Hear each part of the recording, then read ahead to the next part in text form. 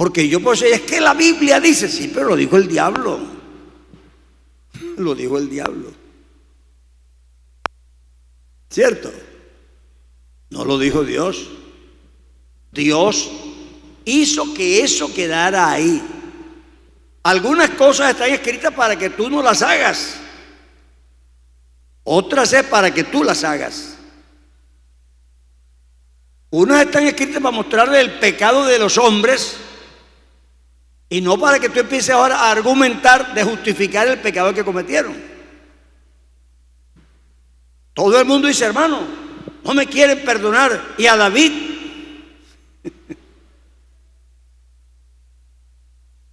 claro, como tú admiras tanto a David, yo canto, yo danzo, yo canto como David. Eso no te lo mandó el Señor, eso lo estás diciendo tú. David no era pentecostal. Los pentecostales empezaron de Pentecostés en adelante. Y él vivió como 300 años antes. Él no había nacido de nuevo. No se había bautizado con el Espíritu Santo. Tú no puedes aplicarte lo que le aplicaron a David a ti, porque él vivía en otro régimen. En el régimen de él, cuando cayó con la señora esa, lo castigaron porque teniendo muchas mujeres por las que no lo castigaron, le quitó la única que tenía otro por la que sí lo castigaron. Porque la ley lo que prohibía era eso: no codiciarás la mujer de tu prójimo, no cometerás fornicación, no cometerás adulterio, pero la poligamia estaba permitida. Entonces él se casó con pocas mujeres y por eso no lo condenaron. Entonces tú no puedes aplicarte esa norma porque la poligamia en el Nuevo Testamento sí está prohibida. Marido de una sola mujer. Entonces lo dice clarito. Entonces, yo lo que no puedo es pasar las cosas sin filtro para acá. Esa es la palabra de Dios, pero hay cosas que hicieron otros para que tú no las hagas, nos las contaron. Dios no le tapa pecado a nadie. Nos contaron eso, no para que tú digas, ay hermano, ¿y qué? ¿Y qué? ¿Y fulano? ¿Y yo qué? Bueno, tú no estás allá.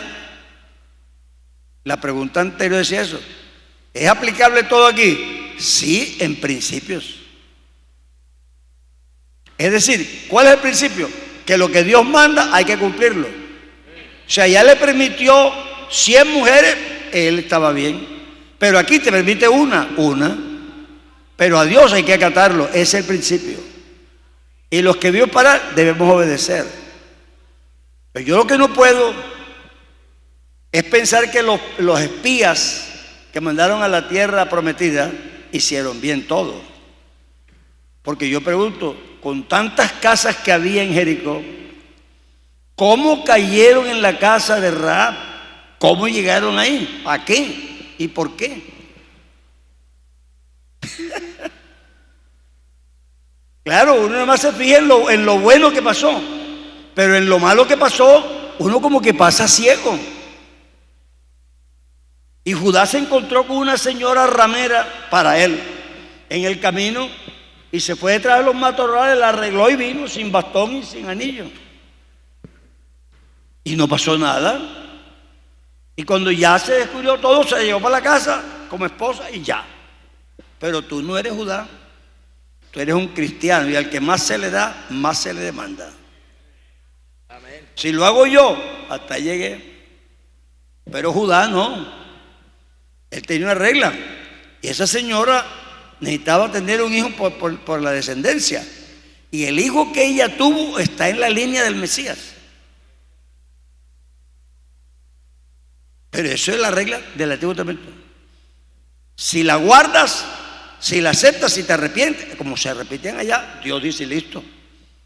Pero te pide aquí que tú cumplas aquí, te arrepientas aquí y hagas como Él dice aquí, y eso es lo que nos toca. Entonces creo que lo primero que tienes que hacer es trazar una línea: Antiguo Testamento y Nuevo Testamento. Palabra de Dios. Yo voy a copiar los principios de aquí y esos no cambian. Esos están igualitos. Dios es inmutable. Lo que Él piensa que es malo, La forma como se haga lo bueno o lo malo puede ser que cambie, pero los principios no. Entonces la Biblia es la palabra de Dios y algunas cosas que están dichas son aplicables en los principios y toda la Biblia está inspirada. La inspiración quiere decir que fue el Dios que me dijo, póngalo, ponga eso, apunte eso, me inspiró para yo escribir eso, pero no puse lo que yo quisiera, sino lo que Dios me dijo que pusiera. Aquí un joven pregunta, según el contenido literario, ¿el libro de los Cantares podría considerarse como inspirado por Dios o no? Yo creo que la pregunta, además pues del canon propiamente dicho, tiene implícita una preocupación. Y me importa más esa preocupación que el hecho mismo de la pregunta.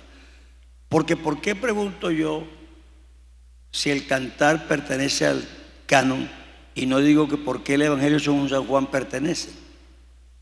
¿Qué me hace cuestionar que este libro pareciera que no, cuando el otro ni siquiera lo cuestiona? Entonces, tiene que ser que yo creo que por la temática del libro no pareciera tan inspirado. Porque a las personas que nos criamos en un entorno católico nos han metido en la cabeza que lo que tenga que ver con amoríos de seres humanos o sexualidad es pecaminoso. Pero eso debe llevarnos precisamente a la conclusión contraria, que no es pecaminoso. El Dios puede estar implícito o explícito en el libro. El libro no tiene nada de vulgaridad. Es un libro muy, muy delicado, pero sí tiene franqueza. Pero la franqueza no es pecaminosa. Entonces Dios agarra una cosa que nosotros entendemos muy bien, porque es la relación entre un hombre y una mujer, para explicarnos una belleza profunda del reino de Dios y de la relación de Dios con el ser humano. Por desgracia, algunos han tomado eso para mandárselo a la novia. Digo por desgracia porque en nuestro caso se pervierte el sentido del libro, porque nosotros tenemos la malicia. Así que cuando lo mandamos, no lo mandamos para decir una cosa bonita, sino para insinuarles una cosa maluca. ¿Entiendes? Pero si tú le echaras un piropo a tu novia, yo te recomiendo un versículo. Eres hermosa como las mulas de Faraón.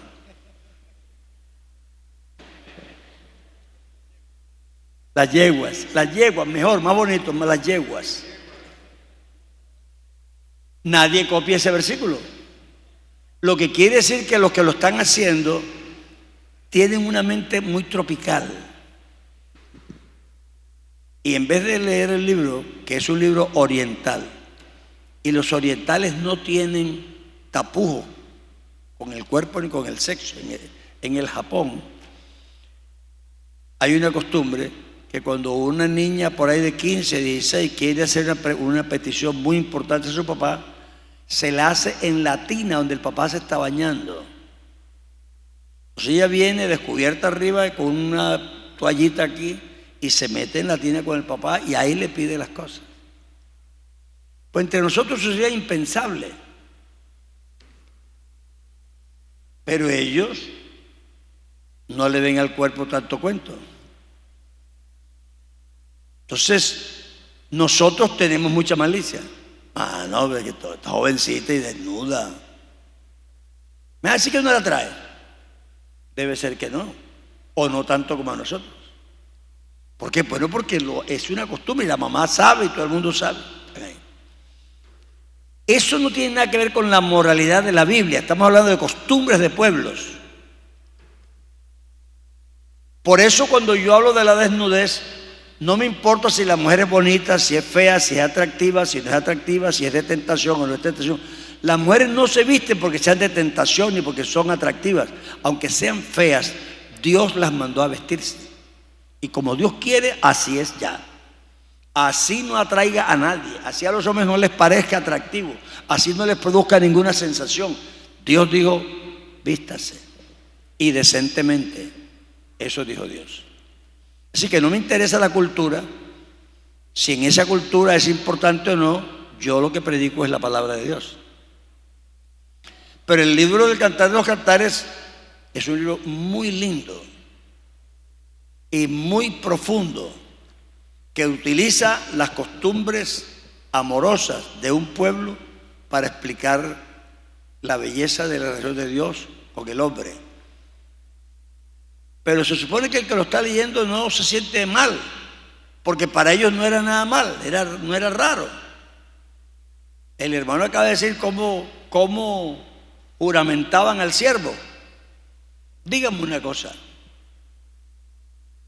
Ustedes se dan cuenta que a Esther ella desfiló desnuda para que el rey la escogiera. Y se dan cuenta que los que las bañaban eran siervos, eran hombres. Entonces nosotros sí, no podemos pensar con la mentalidad colombiana para definir un libro de la Biblia, porque no lo escribieron los colombianos. Si yo escribiera un libro así, me destituían. Pero aquí no pueden destituir a Dios. Entonces creo que es importante que entendamos eso, que lo que para nosotros hoy pueda resultar hasta escandaloso, no lo era. No lo era. Esas personas no pensaban como nosotros y la moralidad que tenían no les impedía escribir sobre ciertas cosas que para todo el mundo eran normales. Así que la gente de hoy cree que sabe mucho de sexo y que las antiguas y que no sabían. Pero yo quiero decirles a ustedes, ustedes tal vez han oído de Miguel de Cervantes Saavedra. ¿Qué escribió él? ¿Cómo? El Quijote de la Mancha. Y todo el mundo sabe eso, pero él no escribió sobre el Quijote de la Mancha. Él escribió un montón de novelas. Y si usted las lee, la mayoría son de historias de niñas de 14 y 15 años que se volaron con el novio, que se fueron, Es decir, que las niñas antes no eran tan tontitas como ustedes creen. Y a María cuando le dijeron, ¿vas a tener un hijo? Dijo, ¿cómo? Si no tengo marido. Así que ella sabía. Ella no era tonta. Ese es un cuento que nosotros los modernos nos hemos creído para sentirnos que nosotros sí estamos enterados, pero no estamos tan enterados. Ellos estaban bastante enterados. Así que esa es la palabra de Dios. Bueno, muy bien. Tenemos otra pregunta, hermano Álvaro. Si la Biblia fue traducida por unos monjes católicos, ¿le podemos dar toda la veracidad a la traducción? Bueno, no sé quién le dijo que la tradujeron monjes católicos. ¿Cómo se llama el traductor de la Biblia que nosotros usamos normalmente? ¿Cómo se llama? ¿Cipriano qué? Él no era cura. Él era creyente en la unicidad. Era modalista. Ve, hermano, no repitan todo lo que oyen. Ese aparato está... No repitan todo lo que oyen. La Biblia que se traduce por equipo de personas. Es posible que haya católicos ahí, es posible, pero también hay protestantes, y también hay judíos, y también hay árabes. Así que esos son equipos de trabajo. Pero hoy día, yo aquí llevo la Biblia en español con el texto griego incorporado. Así que no importa que lo haya traducido, yo puedo hacerle clic a un numerito y me dice qué significa la palabra. Y tengo otra ahí mismo que tiene el mismo, pero me dice la parte gramatical. ¿En qué caso está la palabra? ¿A qué se refiere? ¿A qué no se refiere? Así que nosotros hoy día no tenemos excusa de que la tradujeron los católicos o los protestantes. Lo malo nuestro es que nos casamos con una versión de la Biblia.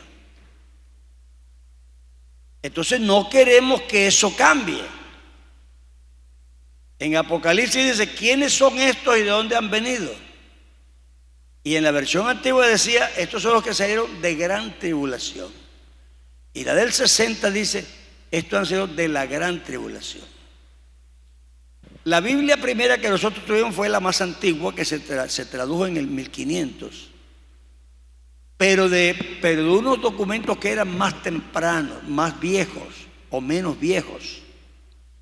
Después se descubrieron unos manuscritos más antiguos y se corrigió lo más nuevo con base en lo más antiguo. Porque hay, para probar la autenticidad de un versículo, la prueba interna de la escritura y también las citas patrísticas. Entonces, ¿cómo la citaron los padres de los primeros siglos? Y se van encontrando documentos que ellos nunca la citaron como está. Y uno ve que en el documento más original, que es el más antiguo porque no tenemos ninguno original, está citada así. Entonces hay que corregir la del 60, que está mal, la antigua, que está mal. Nosotros tenemos hoy día una forma muy directa de comprender las Escrituras y de saber que no nos las han manipulado. Pero la Biblia sí se ha ido corrigiendo con base en que los documentos que se tienen ahora son más fidedignos que los anteriores. Si tú ves en el griego, el artículo definido femenino, la, es una eta. Y si tú buscas ese versículo, ahí está la eta. Así que no podemos decir, no, hermano, la cambiaron. No, la que cambiaron fue la que teníamos primero. La que tenemos ahora, que dice de la gran tribulación, es la correcta. Y aquí hay muchos muchachos que están estudiando. No podemos continuar a convivir en la ignorancia porque así me enseñó mi abuela. A mí mi abuela dijo que los niños venían por la cigüeña y después me di cuenta que estaba equivocada. O me estaba engañando a propósito. Y me dijeron que los juguetes los traía el niño Dios, yo me pillé a mi mamá trayendo los juguetes. Entonces no podemos continuar con eso. Tampoco vamos a cambiar las escrituras porque se nos ocurra. Pero el hermano leyó unas versiones que no son la original, la que nosotros llamamos original. Pero son versiones, algunas parafraseadas. Cuando usted tiene una paráfrasis, no están buscando exactitud de traducción, sino exactitud de dicción. ¿Cómo se diría ahora? En eso puede haber una inexactitud. Pero tenemos las versiones que se apegan al texto y tenemos el texto griego metido en la Biblia si lo queremos mirar. Así que hoy día usted puede controlar si el traductor se pasó de calidad o no. Pero no porque sean monjes católicos, no se deje meter esos cuentos. Porque la versión que tenemos del 60 no la tradujo ningún monje católico, pero sí la han corregido los equipos de las sociedades bíblicas. Y ahí hay de todo. Pero el traductor era unicitario, si usted lo quiere saber. Sí, hermano Rodrigo. Además, muchachos, es importante entender que una cosa es la traducción y otra cosa es la revelación, la inspiración. Dios le dio la palabra directa a sus hombres, a sus profetas, en su momento. Nosotros, no sé si estoy equivocado, pero gracias a Dios no tenemos Biblia pentecostal. Me explico. No tenemos una casa editora donde diga esta Biblia la tradujo la iglesia pentecostal con su gente. Amén, amén. Ya, no la tenemos. Sin embargo, la Biblia mantiene su inspiración divina, a pesar de que ha pasado, el hermano Álvaro decía, no tenemos el original, ha sido copia de copia de copia de copia. Pero es que no estamos hablando del escrito de Cervantes ni del escrito del señor Yayi Aracataca, sino de la palabra de Dios, que aunque el diablo lo intentara y el hombre lo intentara, ella mantiene su inspiración, mantiene su revelación. Entonces, todas las Biblias que tenemos tienen el pensamiento inclinado dependiendo de quién la editó, de quién hizo la traducción. Pero nosotros no tenemos problema en encontrar la verdad en ella. No sé si algún día tengamos una Biblia que podamos decir la tradujo la iglesia pentecostal o el pueblo pentecostal, pero creo que ni la necesitamos.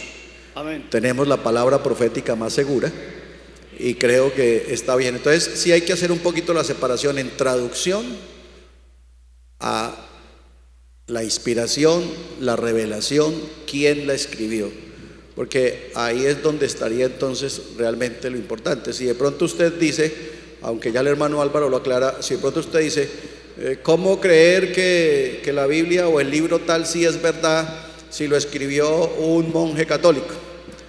Pero el hermano Álvaro nos ponía el ejemplo ahorita de David. David no fue una perita en dulce.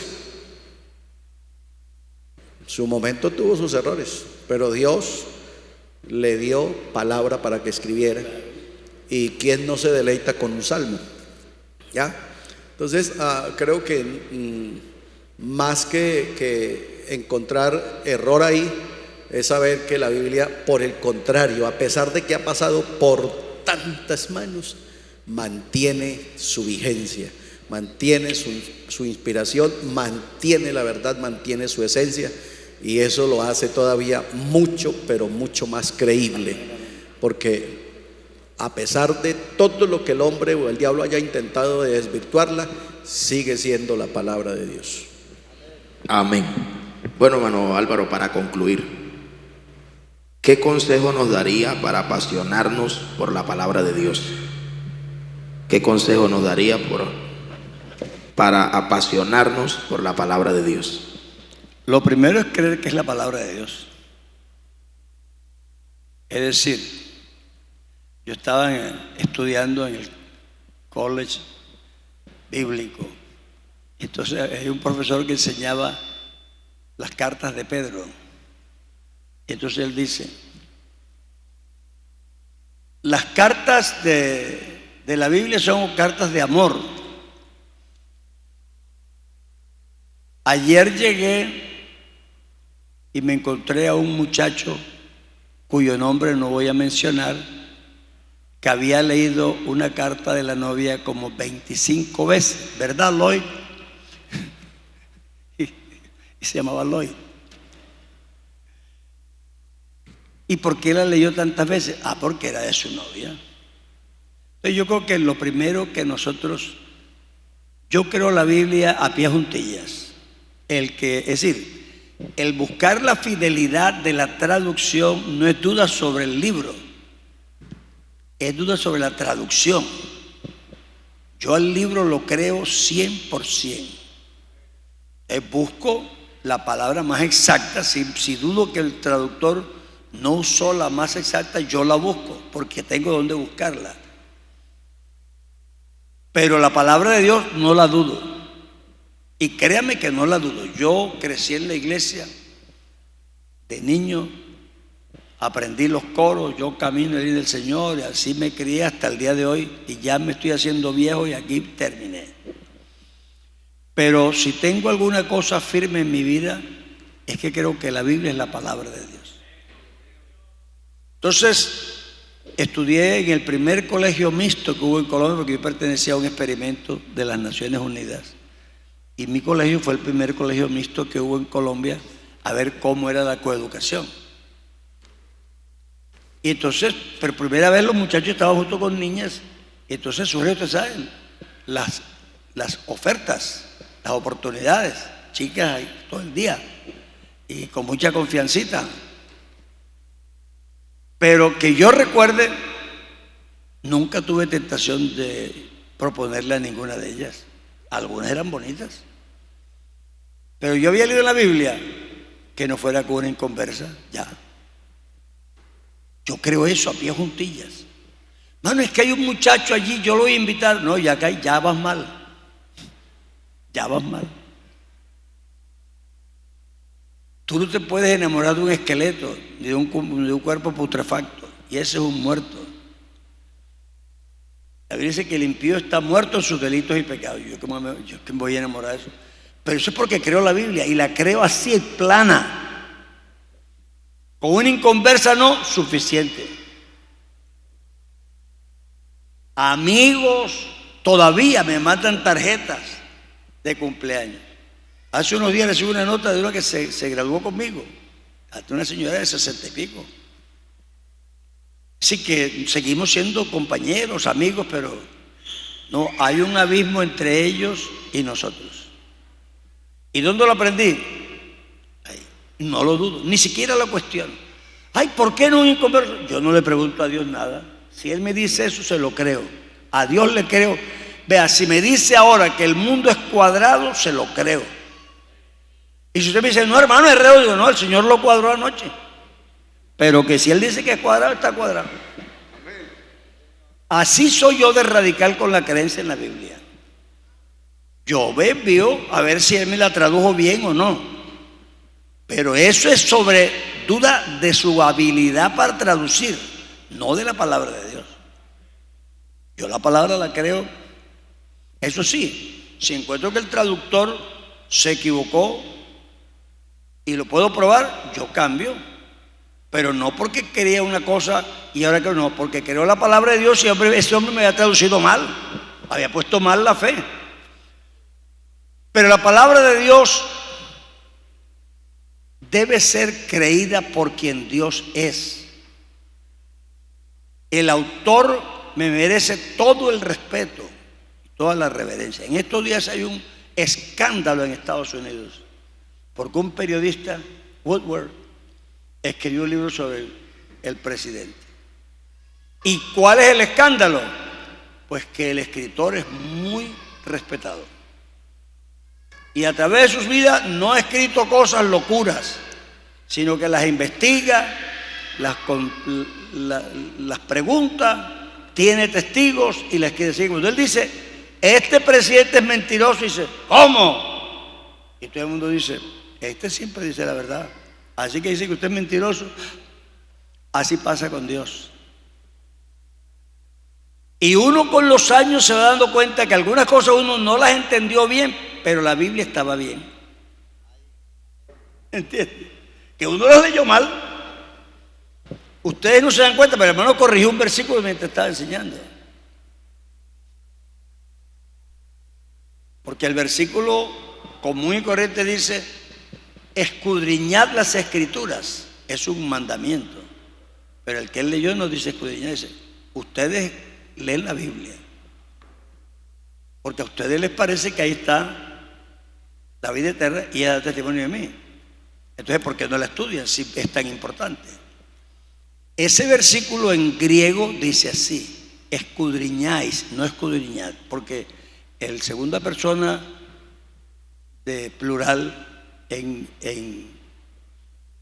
¿cómo se llama? En imperativo y ayúdame aquí, en indicativo son iguales. Entonces la persona tradujo una cosa que entendió mal. Pero nosotros leemos las escrituras porque a nosotros nos parece que ahí tenemos la vida eterna y ellas dan testimonio de mí. Eso es una práctica de eso porque estamos convencidos de eso. Yo le creo a Dios en su palabra porque creo que esa Biblia está inspirada, porque créanmelo, yo lo creo de verdad. He vivido mi vida así. Si Dios me dice a mí, Álvaro, camine por ahí, que yo voy a hacer, yo le creo. Eso he hecho para repartir el dinero, para administrar mi vida, para conseguir la novia, para casarme, para todo. Le creo a Dios 100% lo que diga y me dejo cortar la cabeza por lo que diga, porque sé que no miente. Sí, yo le creo a Dios. Yo creo que eso es la primera cosa que yo le diría a usted. Créale a la Biblia porque Dios es su autor. Eso es la cosa más contundente que hay.